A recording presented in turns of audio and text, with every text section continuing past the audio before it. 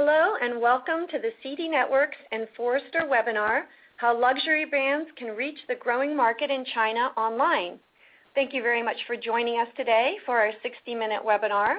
Today you will hear from Forrester Vice President and Research Director Zia Daniel Wigder and CDNetworks Americas and EMEA Chief Operating Officer Jeff Kim. Before we get started, I want to invite you to submit any questions you have for our panelists via the Q&A section on the On24 platform. We will answer as many of your questions as we can at the end of the webinar. Let's get started. Please let me introduce Zia Daniel Wigder. Great. Thank you so much. Good morning, good afternoon, everyone, and thank you for joining us today. We're going to spend the next few minutes talking about the online luxury marketplace in China. Two incredibly exciting trends converging. We've got the growth of e-commerce in China. We'll be talking through some issues related to general e-commerce in China. Then we'll be talking about China becoming the world's largest luxury market. It's currently the second largest after Japan. But the combination of these two forces really creates incredible opportunities for companies that are interested in investing in this sector. So as we move into our conversation, I want to just quickly set the agenda for today. As I mentioned, we'll quickly go through kind of an overview of e-commerce in China for anyone on the line that may not be familiar with the overall marketplace. Then we'll dive into some more specifics around who the luxury online buyer is in China, what he or she is actually doing online, who they are. We'll then look at the landscape of luxury online sellers, and finally look at how companies can take advantage of this unprecedented opportunity. So as we start out, an overview of e-commerce in China. Forrester recently published its new online retail forecast for China, which we actually revised up substantially, given the fact that this market has been growing at just an incredible pace, and the growth rates are continuing, I think, beyond even what anyone had anticipated, given the remarkable size of this marketplace. So as you can see, we're at about $170 billion this year, rapidly approaching $200 billion. Now this includes both B2B and C2C and B2C sales in China, because in here we include the sales on Taobao, and I'm going to talk through the dynamics of the marketplace in China in just a minute here. But China comes out of this legacy of a very strong C2C marketplace, Taobao, whereby you had a lot of consumers, a lot of small businesses selling online, created this incredible marketplace, which then, as we move to talking about Tmall, evolved into a marketplace for brands. So in 2008, Taobao spun off Tmall.com, which was its marketplace for licensed brands. The big difference between Tmall, which has the overwhelming majority, or about has the largest market share, I should say, of any of the players in the B2C space. About 50% is a rough estimate there. But there, as I mentioned, you have to be a licensed business. You also have to basically post a certain amount to cover the cost of any fraudulent goods that are actually purchased online from you. So that if a consumer buys from you, you are then fined if you've actually sold them fraudulent goods. And this brings me to the point of some of the challenges associated with selling in China, which are, number one, the fact that many consumers are concerned about buying fraudulent goods in China, particularly in the luxury sector, probably the biggest hurdle that you need to overcome in China. Second hurdle being that online shoppers in China tend to be very much driven by looking for discounts. The online channel is seen as being one where consumers are going to get the best deal. And finally, in the luxury space, you're also having to contend with the fact that luxury goods are often priced lower in markets outside of China, in Hong Kong, in overseas markets. And in many cases, the consumers that you're looking to target are going to be the ones who are able to travel to those other markets to buy online. That being said, there are incredible opportunities. We'll talk about the opportunities on Tmall and other marketplaces, as well as the opportunities to sell direct on your own website in China, an opportunity that's very much underexploited by the luxury brands today. Really only a handful have done much with that opportunity, and very few have actually moved to the stage of offering e-commerce on their websites in China. So I'll look a little bit later at who is actually doing that, and then what are the opportunities for companies that might not have yet made that investment. So as we move on here, I want to start out and talk a little bit about the online shopper in China, because he or she is quite different than the online shopper that you're likely to encounter in the US or in Europe. So he or she is certainly middle class at this point. It's not just the upper income individuals who are shopping online in China. It very much has moved mass market. And that's quite different from some other emerging markets like in India or in Mexico, where you're at a much earlier stage where really it's only those wealthier individuals that are shopping online. In China, that's no longer the case. And in fact, you'll find that's no longer the case with luxury either, which I think is quite interesting. They are very much Gen Y. The biggest group of online shoppers are between the ages of 25 and 34. They're also very much of a mobile shopper. Almost a third of the online adults in metropolitan China say they purchase products, and this does include ringtones, on their mobile phone at least weekly. Now, this is an incredible number, particularly when you think about the fact that mobile commerce, if measured in terms of the actual sales on a mobile device, is quite small in most markets around the globe. In China, it's charging ahead at an incredibly rapid pace, and consumers are quite comfortable interacting with brands on their mobile devices in a way that they aren't even in many of the European or North American marketplaces. So an incredible opportunity to reach online shoppers in a way, as I said, that you might not even be able to in other areas. And finally, they are a content creator. They are far more likely than their US or even, for example, Brazil counterparts to post ratings and reviews and contribute to online forums and discussion groups. And in fact, if we actually look at how China indexes as compared to other emerging markets, as well as how it compares to, for example, online adults in the US, you can see that those in China are really the most engaged from a social perspective of any of these four emerging markets that we look at, and they over-index even as compared to their US counterparts. Now again, bear in mind here that this is based on our consumer survey data, which goes out to users in Tier 1 and Tier 2 cities in China as compared to in the US, where it goes out to everyone. But really remarkable when you look at a greater percentage of consumers that are researching products online, using comparison shopping sites, reading ratings and reviews, posting ratings and reviews. I'm going to talk about this in a minute because that's an incredibly powerful force that hasn't really been harnessed by most of the global companies in China. They're also incredibly likely to buy products online. Another thing that's unique about China is the fact that consumers do buy across a wide variety of categories. And when you think about the luxury marketplace, it really does span an incredible number of categories. And regardless of the sector that you're in, at this point, it's likely that consumers are buying products within your category online. They are buying food and beverage. They are buying apparel. They are buying beauty products. That, in addition to all those sort of early adopter categories that you see, things like consumer electronics and computer hardware, which tend to be the first that shift online. So an incredibly diverse marketplace and an incredibly engaged market. Now here, when I mentioned before that consumers are engaged in terms of providing ratings and reviews online and very engaged in terms of participating in communities, this is kind of a typical consumer review in China. Now this is quite different than other places where kind of early stage e-commerce markets where consumers are a little bit more leery about providing information or putting their thoughts online. In China, this person has taken the time to post pictures of what a product actually looked like on their hand. They wrote up an extensive review of how the product performed, how long it lasted. This is quite typical for a consumer in China. They put a lot of information online. They take consumer reviews very seriously. And there's a much smaller delta between the percentage of consumers that read reviews and those that post reviews in China. So in most markets, everyone reads reviews, or a large percentage of the population read reviews. Differences in China, a very large percentage also post reviews.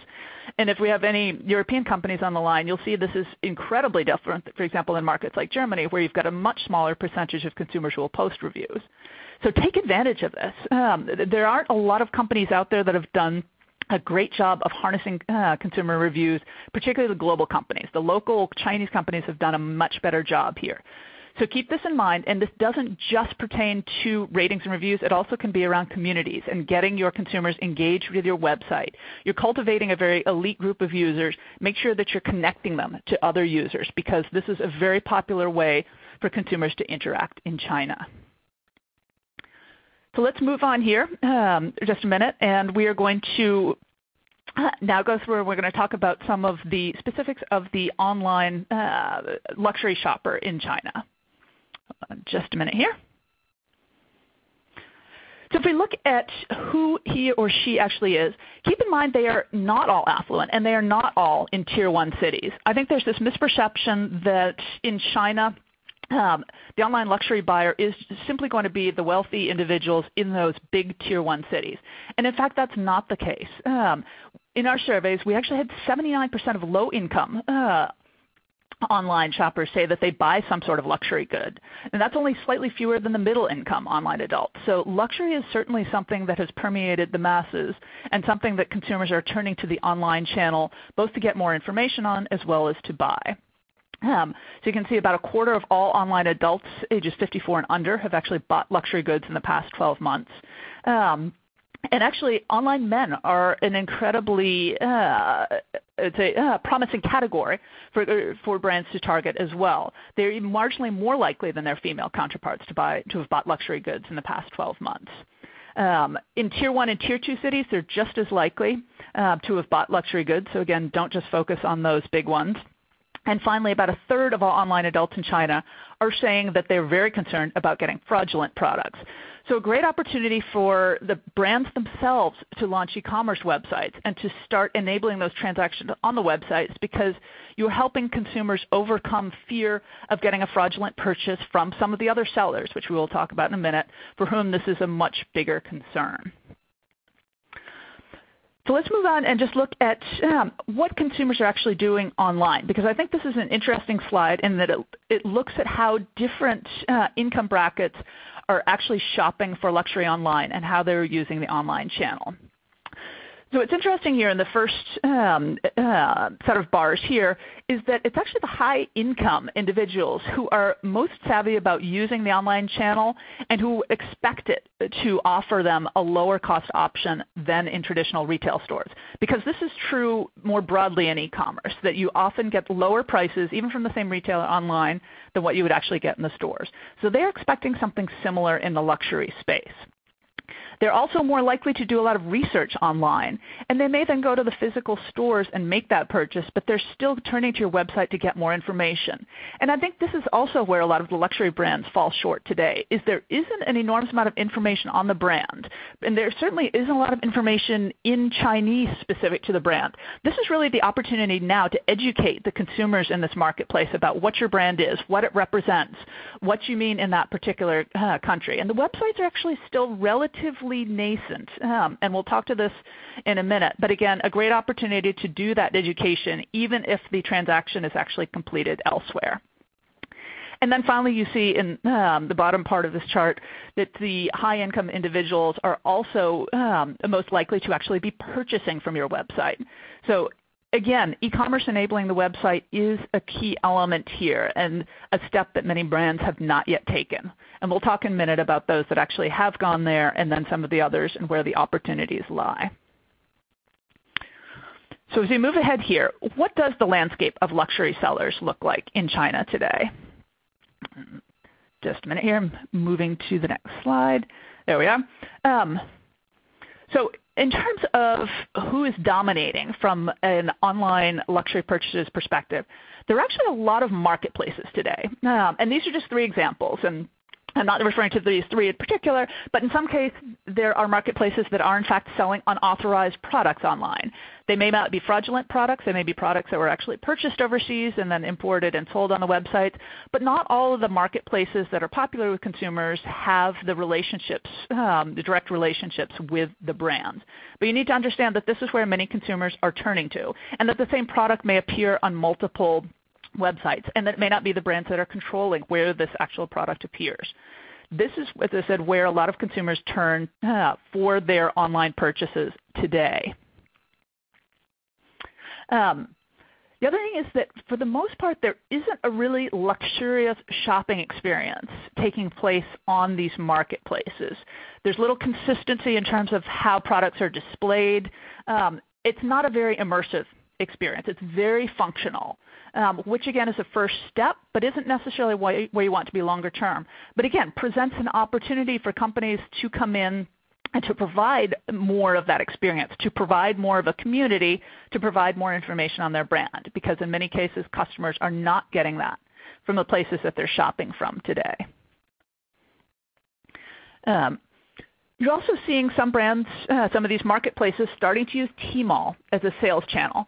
And Tmall is challenging. I had a panel at NRF earlier this year in which we had a panelist coming from one of the luxury marketplaces in China. And she was saying that many of the brands are shying away from Tmall just because they're concerned with the company that they're going to keep there, that most of the luxury brands have not launched on Tmall to date. There are an enormous number of brands who have been quite successful with that, but it's largely the marketplaces that have migrated to Tmall to date. So certainly there are a number of luxury products being sold on Tmall, but it isn't necessarily the brands that have their own stores there. And that may be a trend that happens, but it hasn't happened to date. The other thing that you're seeing in China is that you've really got kind of a small subset of what's being offered, for example, in the US or Europe on the e-commerce site that's being offered in China. So take a look at this example, and this is very typical. I don't mean to call it D squared, but it's just, as I said, the luxury brands have not placed the amount of emphasis on China that the market size would merit. The fact that this is the second becoming the first largest luxury marketplace in the world, and the fact that it's an enormous e-commerce market would lead you to believe that many of the sites are investing just enormous amount in building out these markets, and they haven't yet. It is coming, but the selection is often a small subset of what's available elsewhere. And in some cases, they're not even offering necessarily the latest collections. It might be last year's. It might not be quite as updated as what you're seeing elsewhere. So make sure that this market is getting the focus that it deserves because there are enormous opportunities here. This next screenshot here just shows an example of what is quite typical in China today. So the Louis Vuitton site actually they have created a great experience online, but it's not currently e-commerce enabled. So you can't actually purchase from them online. There are some brands that are bucking this trend, but for many, informational sites are the norm today. You're also seeing sites that have simply translated the website into Chinese as opposed to actually optimizing it for the Chinese marketplace. And I'm not even necessarily talking about putting in localized images, but just moving beyond translation. So anyone who's done translations before is aware that some languages require more space, some requires less, but usually it requires reworking the website to make it really work with the new, in this case, character set. And in many cases, as I said, the brands have simply translated without taking that next step to really make it an elegant, immersive experience. So moving on to our final section here, how companies can take advantage of this unprecedented opportunity. We'll talk through a few different ways that companies are experimenting. So you basically need to decide as a luxury brand whether you want to go the e-commerce on your own website, the direct-to-consumer route, or if you want to work together through one of the marketplaces. And it is quite typical to offer both. So an example sort of outside the luxury sector, but Gap, for example, sells on its own website, e-commerce enabled. They also sell through Tmall. They also have their own shop. So it doesn't mean that you have to take only one approach and that's the only way to enter this marketplace.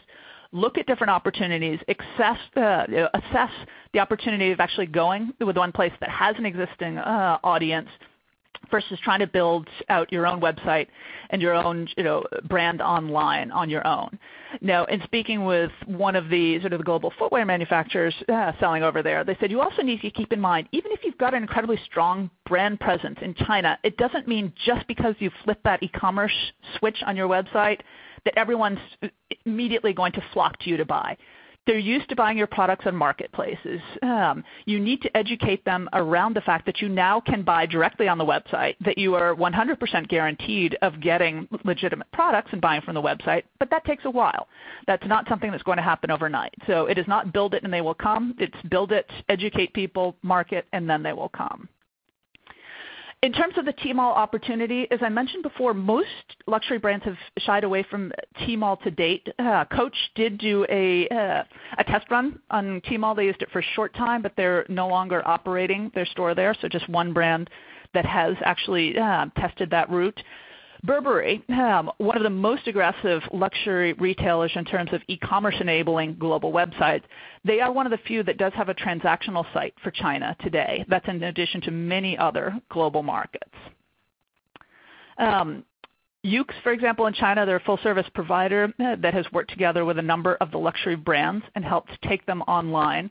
So they're a solution that many companies have looked to simply because it sort of eliminates some of the concerns around organizing a variety of different partnerships and managing the logistics on your own.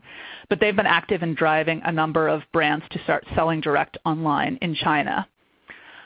The other route that companies are taking is to actually invest in existing players. So Neiman Marcus, for example, invested in the flash sales site Glamour Sales just a couple of months ago. It seems to be an increasingly popular way of getting into China and a way of understanding the market better. Because of any market around the world, I would say that China is the one where you just need to be ready to learn. If you have not operated there before, you need to be ready to sit back and say, this is not a market where I'm going to succeed in 1 to 2 years. This is a market where I really need to understand. I need to be in there for the long haul, and I need to understand that the brands that are going to be most successful are the ones that have already been there for a while, and it's going to take me a while to catch up.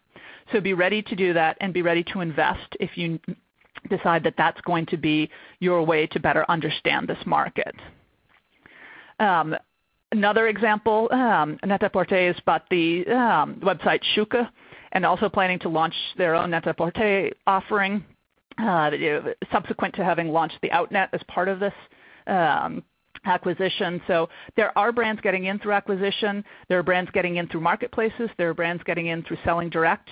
You need to determine what is the right opportunity for you, and do you potentially want to go in through multiple routes. Diversify your offerings within the marketplace, and then ultimately decide which one is going to be the most successful for you.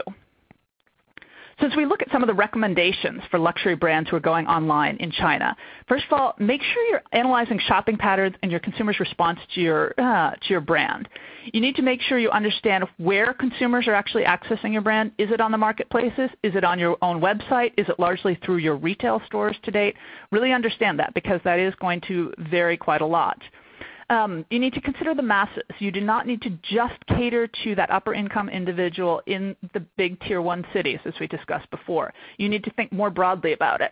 And in fact, in China, as in some other markets such as India, I've heard a lot about the smaller cities being the ones that are ultimately going to drive e-commerce and are going to drive luxury online sales, because consumers in these markets do not necessarily have retail stores that they can go and visit. They are reliant on the online channel if they want to order these brands. So think about them, and remember the fact that you've got an equal percentage of consumers in tier 1 and tier 2 cities ordering luxury online, and think about how you're actually going to target individuals in these markets. Third one, ensure the resources dedicated to China match the market potential. Make sure that you think about this market not as a sort of an offshoot or a subset of what you're doing in the U.S. or Europe, but rather as one of your key markets going forward. And think about also some of the differences in the market. I think some of the savvier retailers, for example, have provided information on sizing, because you're not necessarily going to be marketing to the same individuals that you did in the U.S. and Europe. They're going to be interested in whether your brands fit them and how they will fit them.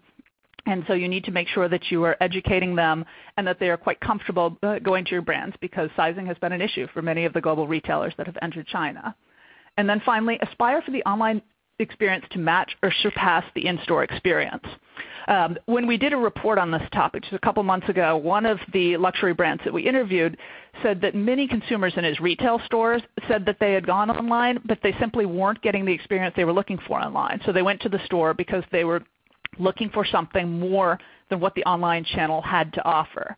And as you saw from some of the customer experiences that I highlighted, there's still an enormous opportunity to build out your web presence, to make it much more than it is today, to really immerse the consumer in your brand and to educate them about what it means and what it means for them in China.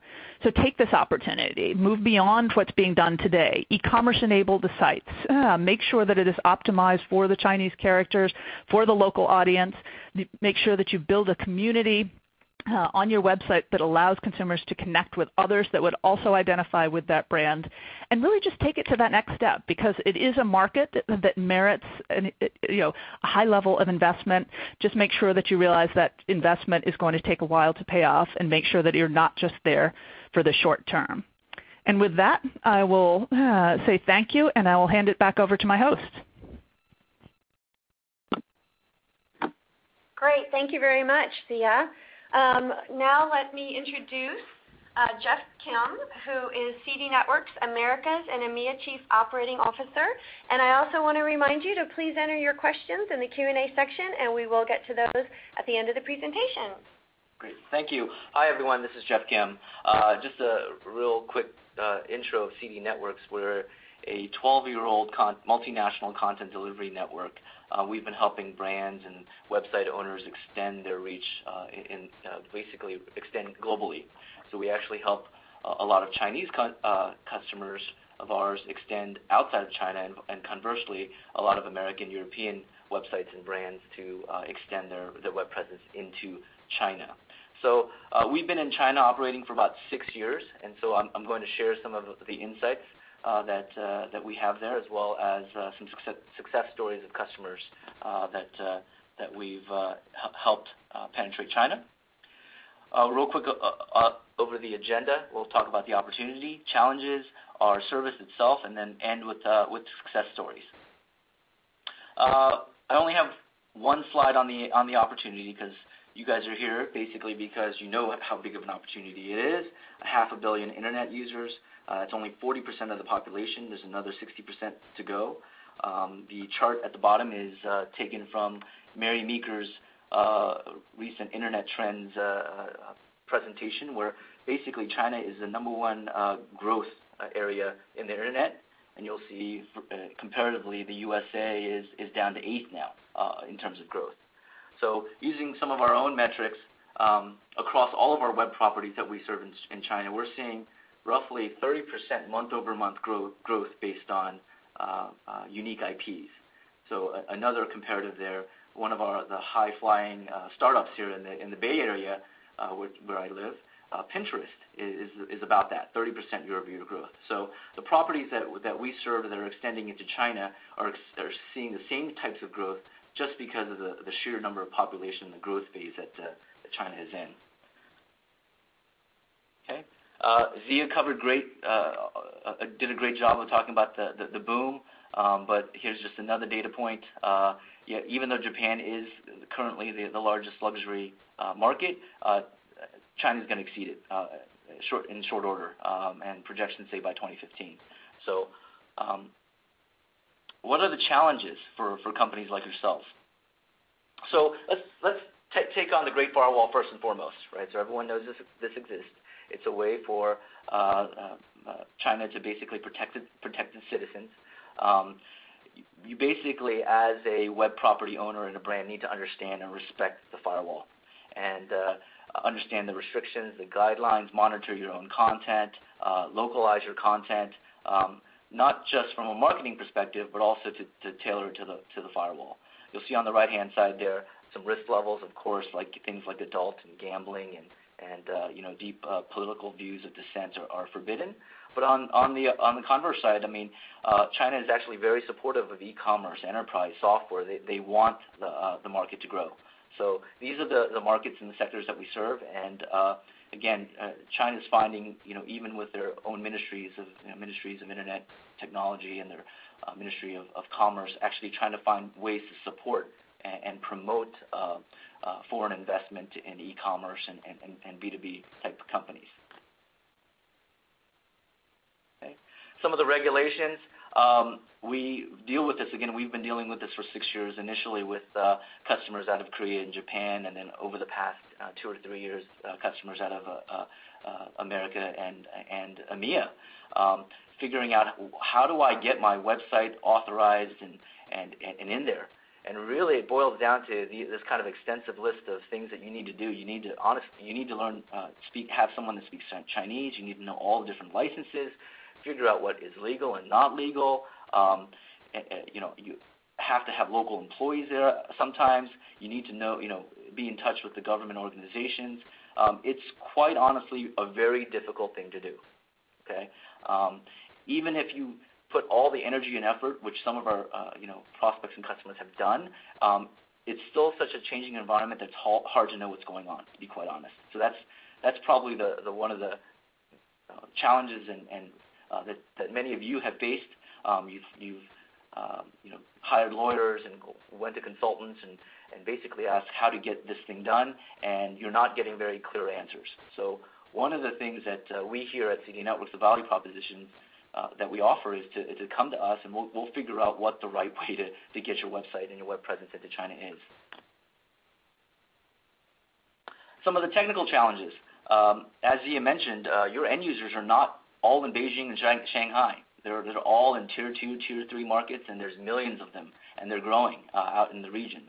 But the internet in China is not as sophisticated so far. There are limited peering points, fragmented network topology. There are packet loss, limited poor connectivity. We see this all the time. So setting up a single data center or even two data centers if you had to in China is just not enough. You're not going to get the performance that you expect and that your end users expect as well. So here in the in Americas and EMEA, I mean, it basically 5 years ago 4 seconds was fast enough, and now it's almost 2 seconds, and people are getting more and more impatient as the internet progresses. So back to that internet performance. Here are some real metrics just to show you. If you have a website hosted in US or EMEA, and you're trying to get end users in China, the figure all the way at the end, basically your website will load in 20 to 40 seconds, and that is real data that we're seeing when we test our customers' data before they actually go in. 20 to 40 seconds. So you guys are obviously website users yourself. No one would take or would stand around for that kind of web performance. So even if you wanted to host a data center in Hong Kong and say, hey, let me get close enough, and if let's put a data center in Hong Kong or Singapore or Tokyo and try to get into China. Again, you still have to go through the firewall. It's still vast geographies within China. So you're looking at 10 to 15 seconds for your website, your brand to load on an end user's machine. So that's still not acceptable. All right, so let's talk about our service. So as I mentioned before, I mean, we've been in China since 2006. So we've been operating there for 6 years, and our focus has really been, again, getting Chinese web properties and customers out into the globe, and conversely, foreign companies in the Americas and EMEA into China. So we're experts on the Great Firewall. We know about the regulations and licensing. We're constantly monitoring what the changes are from both a business and technology perspective.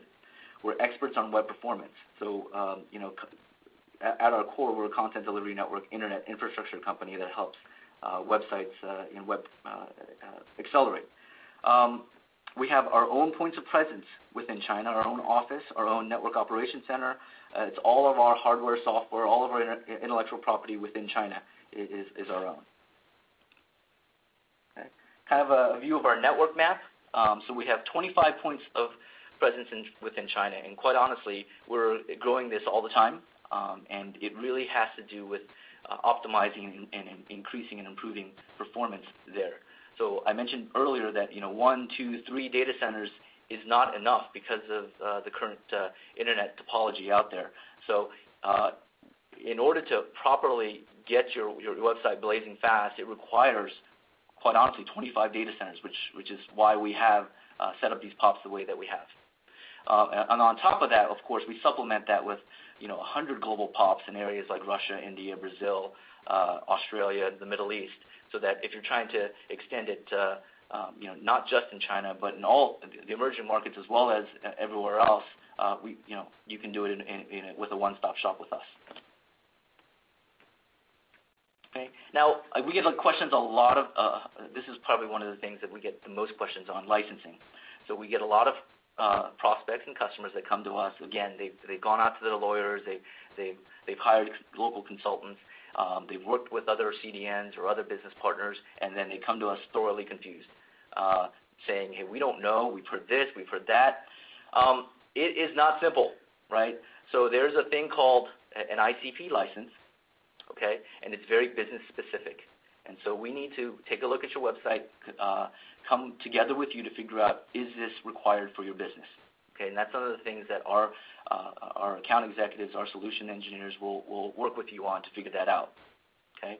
Now, there's also a thing called an ICP Bayon registration. I actually put the Chinese characters there.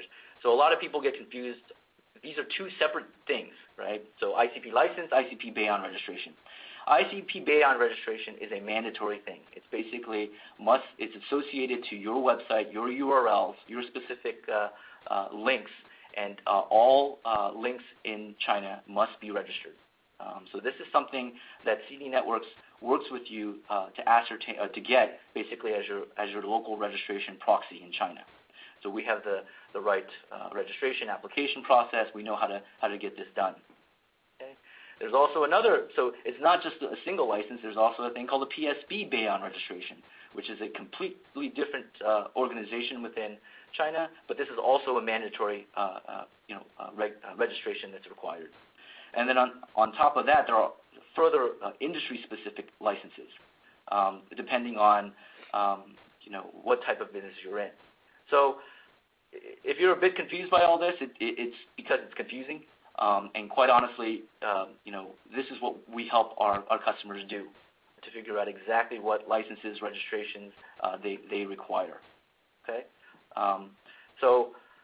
And this is constantly changing. The application process is changing, and you really do need to work with a local expert on this to get this right. All right, more on our solution itself. I won't delve too much into the technology and take the thunder away from our solutions engineers and our really smart folks that will help you with this. But it really comes down to, if your data center is on your left, somewhere hosted in San Jose or London, or wherever it is in New York, leave it where it is. And because we have 100 global POPs and 25 POPs within China, we will go ahead and accelerate your content, your website, both dynamic and static, and get it to the end user. Okay, and it's as if your origin data center is replicated in 25 points of presence in China. That's the easiest way for me to kind of describe it. And we'll talk about what kind of performance results you'll see.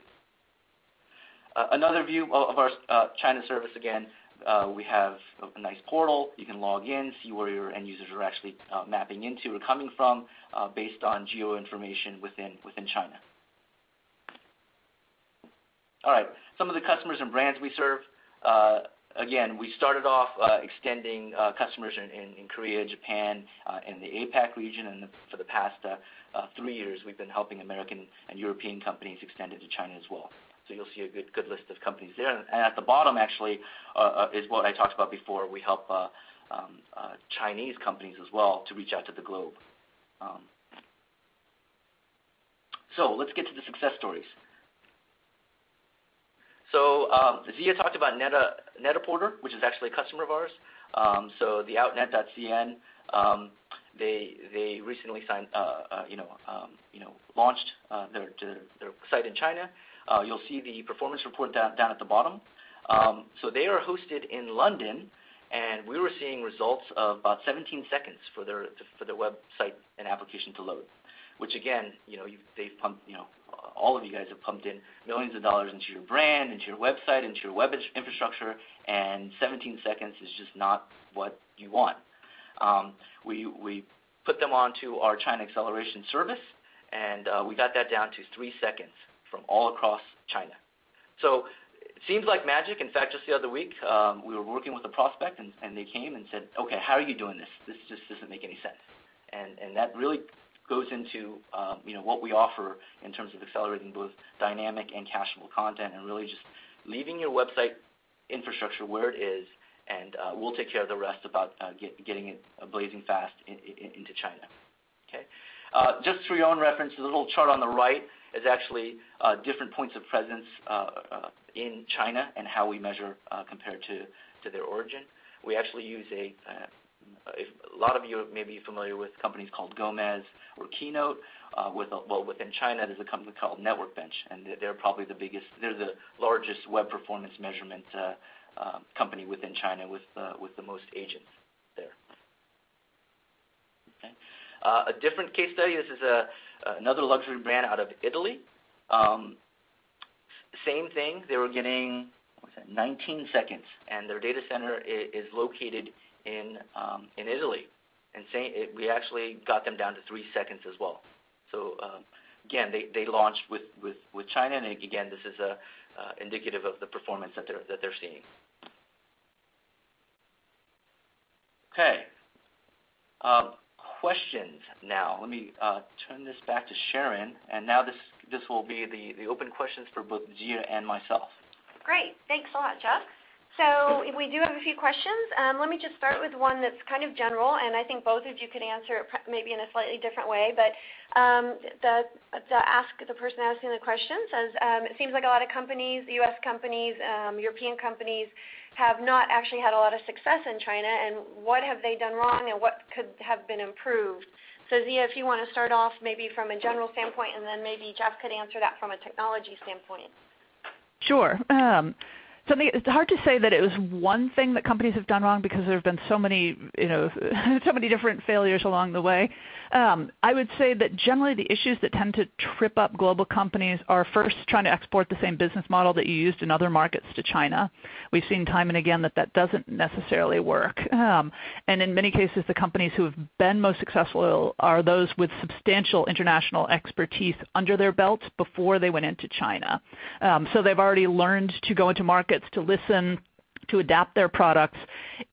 I think it's been more challenging for companies that simply went in and said, okay, China's the next market we're going to go into, and we're going to go in full force, and we're just going to do what we've been doing and see if it works there, because that never is a recipe for success.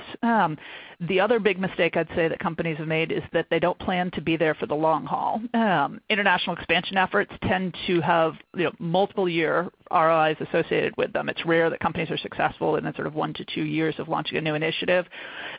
More commonplace is kind of 3 to 5 years, and I would say that China's definitely on sort of the high end of that. Make sure that you're there long term, and realize that if you're looking to build a brand from scratch, it's going to be challenging, and you're going to be competing against local players that are simply going to be going the discount route. So if you're not going that route, you need to be offering something else compelling for consumers to buy from you. Jeff, do you want to comment? Sure. I mean, from the technology infrastructure side, it really comes down to what I kind of mentioned before. It's to work with local experts. China's a very different market. It's not, you can't just replicate what you've done in the Americas or Europe. Work with people that know, with consultants, with UX, UI designers, with internet companies like ourselves. Great, thanks. We have another question here. Basically, this person is asking what questions should they be asking? If they put surveys on their site, if they want to gather feedback from their buyers in China, what should they be asking? So I would say to that, a couple of things you need to be understanding about your online buyers. First of all, if they're buying from your U.S. website, chances are it's in English only. So would they purchase more frequently if the website were localized for China? Because there are some retailers that just ship out of the U.S. that have started localizing for different international markets. To take a different example, B&H Photo, for example, has an entire website in Portuguese for the Brazilian marketplace because they've identified that as being one of their core markets.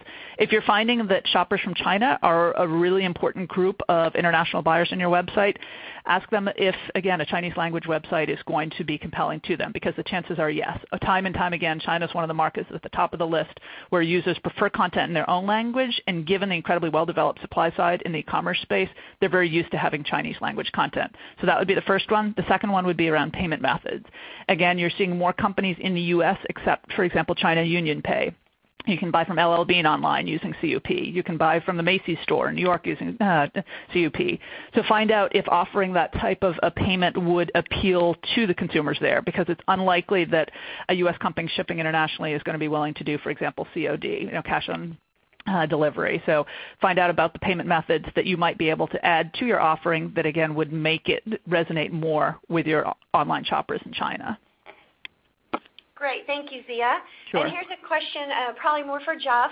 A couple people have said, well, why don't websites just go ahead and host in China themselves? Sure. So a couple of things. It's a much more difficult thing from a regulations and legal perspective. So hosting within China, you'll have to go through an extensive process of setting up your local company there as well. So a Chinese-owned company within China, it's much more difficult to do that than to work with us, where we're basically a CDN service where we're proxying your request into China. As well, as I mentioned before, a single data center within China is just not going to work for you. So even if you host in China, you'll still have to use a local CDN there. Great, thank you. Okay, so let's see. Do either one of you have any comments about fulfilling the orders from the U.S. to China, like duties, customs, couriers, reliability? I don't know, Zia, can you handle that question? I can talk more about internally within China than I can the U.S. to China. So I'm not sure if that's helpful, but I'll talk for just a minute.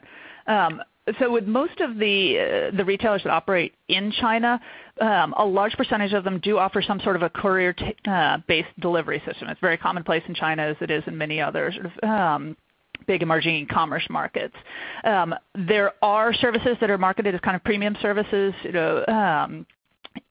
the express service offered by China Post, DMS, FedEx. These are considered more premium offerings because consumers know exactly when they're going to receive their package, and they know that it's going to be delivered in good condition, which is a big concern of online shoppers in China, because there are a lot of horror stories around the condition of packages when they arrive from a courier. So you're seeing particularly luxury brands make sure that you're offering a more high-end experience in terms of those deliveries.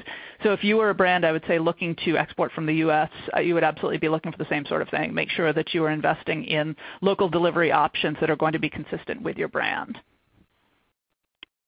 Great, thank you, Zia. We have another question about the firewall, and this is basically, do I need to change my web content from my current website because of the firewall? Probably Jeff. I can take this one. Yes and no. So back to the kind of the chart that I showed before. Anything that's adult or gambling or things like that are clearly on the forbidden list or the restricted list. Those are obvious. But we do run into some, again, back to luxury brands and even travel tourism sites where I'll just give you an example. There was an image of Cirque du Soleil, and it's this acrobats with skin-tight outfits that in the Americas and EMEA would be fine, but that was a bit too much, and so we had to work with the website owner to customize that, as well as some of the brands, luxury brands. I mean, some of the models in more provocative outfits, they would have to be a bit toned down for the Chinese market. Great, thank you. I have a question kind of beyond China. What other markets beyond China are top of the mind for online luxury retailers today? I don't know, Zia, do you want to start off with that, and then maybe Jeff can comment? Sure. So I'll talk about Asia first, and then I'll talk more broadly about sort of different global markets. So within Asia, certainly seeing Japan and China being the top two for sort of obvious reasons that we discussed before, that those are the number one and number two luxury markets right now. Seeing increased interest in South Korea as sort of a less penetrated marketplace from a global brand's perspective. You're also seeing markets like Australia becoming quite popular, and a number of companies starting to launch websites localized for that particular marketplace. Others like India, others like Indonesia and Malaysia are at much earlier stages, so those are not quite where companies are investing from an e-commerce perspective. More broadly, globally, Brazil is a huge marketplace for luxury brands as well, and one that they're very much looking at, given that that's another one where e-commerce is skyrocketing, although a fraction of the size of China right now. It's a much smaller market overall. And also in markets like the Middle East, you're seeing a lot of interest in e-commerce in places such as the UAE. So interest in allowing consumers to actually buy online in markets sort of beyond the traditional North American, European ones, and even beyond some of those big ones in Asia. So certainly brands taking a broader look at what markets might be attractive and establishing a broader e-commerce footprint. And as I mentioned before, Burberry is one of the luxury brands who's been most aggressive in launching transactional websites for a variety of different emerging e-commerce markets around the globe. I'll take this past a different angle from a technology and a kind of analytics perspective.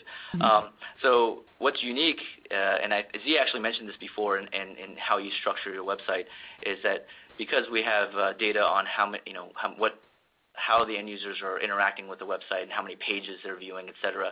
It's interesting because the end users in China devour and study websites. So if there's 100 pages, they go through all 100 pages. They download every brochure. They download every white paper. Whereas, let's say, a U.S. user, if there's 100 pages, they may look at 8 and they jump. So that was an interesting metric for us when we started analyzing some of the data. And another interesting thing on that point, Jeff, too, is I hear routinely from people in China that consumers are used to the slower speeds, which you guys are helping to overcome, but that they'll open multiple pages at the same time and then wait for them to open because it may take a few seconds. So to your point that they're going to look at lots of different pages, they'll open them all and then look at one and then subsequently wait for the other to load and go to that next page. Right, yeah. So you've kind of answered the next question I had. I don't know if you have anything to add.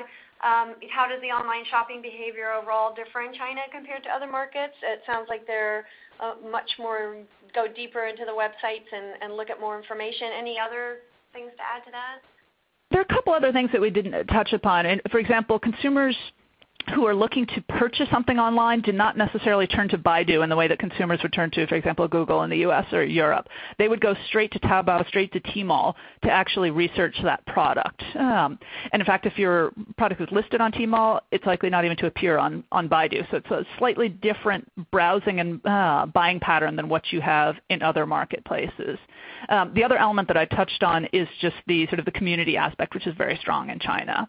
And with that sort of comes a great reliance on chat from a customer service perspective. So because of that Taobao legacy that I mentioned at the very beginning, which was very dependent on chat, which really did a lot of linking of buyers and sellers using that technology, consumers are very used to using it and with interacting with the seller using that chat functionality. So certainly something that you want to consider as part of your customer service offerings in that marketplace.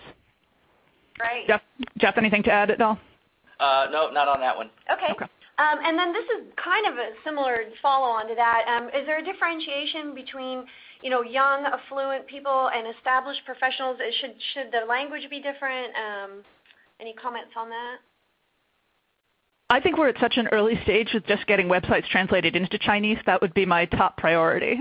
Getting the websites in, them optimized for the new Chinese characters because it is going to be different than the sites that you have in the U.S. and Europe. I wouldn't worry too much about using completely different language just yet. I don't think we're at that stage of the market so far. Obviously, you'll be looking at simplified versus traditional Chinese between mainland China and Hong Kong, but that would be the one distinction that companies are making, not actually altering the language or the sort of the tone of it for different socioeconomic groups. Great. Okay. And then we have another question where somebody has said that they've heard that China is beginning to decline. Do you have any news about that? As a country or from an e-commerce perspective? Not sure. Maybe it's let me talk about e-commerce for a minute because that's really what we're discussing here. I don't think it started to decline. There have been articles recently about the massive consolidation that's taking place in the marketplace, which was absolutely inevitable. You had a ton of different group buying sites that were out there, which have started to consolidate, or many have dropped off the landscape. You've seen a number of retailers go in and not be successful and then subsequently pull out of the marketplace. But I would say it isn't that the market is declining. It certainly continues to grow at a rapid rate, but I think it is incredibly competitive, and you are seeing things like discounts being pursued really aggressively by some of the leading online retailers in that marketplace, which make it challenging to compete in because, again, you're already going to be going in with consumers assuming that they're going to get a discounted price in the online channel. And if you've got some of the local players aggressively discounting, it creates hurdles. So I wouldn't say it's a market in decline, certainly not from an e-commerce perspective, but it's a market with significant challenges that aren't going away. I can add on that from the website. We don't see this. The opportunities and interest of getting your website and brand into China is increasing. So I can tell you that from our deal flow. And then conversely, on the technical side, as I mentioned before, the number of end users logging in, just because there's millions of them, is holding steady, if not growing. So the page views, unique IPs that we're seeing, the end users, we can actually see from some of our data analytics when certain tier 2, tier 3 cities and regions start lighting up with better internet, just because we start seeing much more activity from them. So right. From the technical data side on the website, it's increasing, not decreasing. Right. And even as economies slow and as you see consumer spending growth start to decline, or growth rates start to come down as we have in some other markets during the global recession, you generally still see the online channel performing pretty well. Even as retailer overall revenues declined, in many cases the online channel continued to be the one that did increase. And I think you're going to see that in terms of e-commerce in China. You're going to see it charging ahead. You're going to see more consumers coming online and starting to shop using the online channel, even if the economy overall slows, or if there's significant shifts there. Great. Thank you very much. We have a few more questions that we'll answer offline. They're kind of specific about pricing and some technology questions. But thank you so much, Zia and Jeff. Anything to add before we end the session? I don't think so. I mean, it's just an incredibly exciting, dynamic marketplace. I don't know there's anyone that went into China and said, we knew it all before we went in. Go in with open eyes, open arms, be ready to learn, be ready to see what the competition is doing, be ready to understand what consumers are doing, because it's an incredibly exciting place to do business, incredibly fast-paced. And I think, to Jeff's point before, the number of companies that are interested in China is only growing. So you'll continue to see that dynamism over these next few years. Absolutely, and it's just a massive opportunity, and it's increasing and growing. So it is a very exciting region and market to play in. Great. Well, thank you very much. And thank all of you for attending. You will receive the link to the recorded webcast. If we didn't answer your question, we will get with you after we end the webcast later. So thank you very much.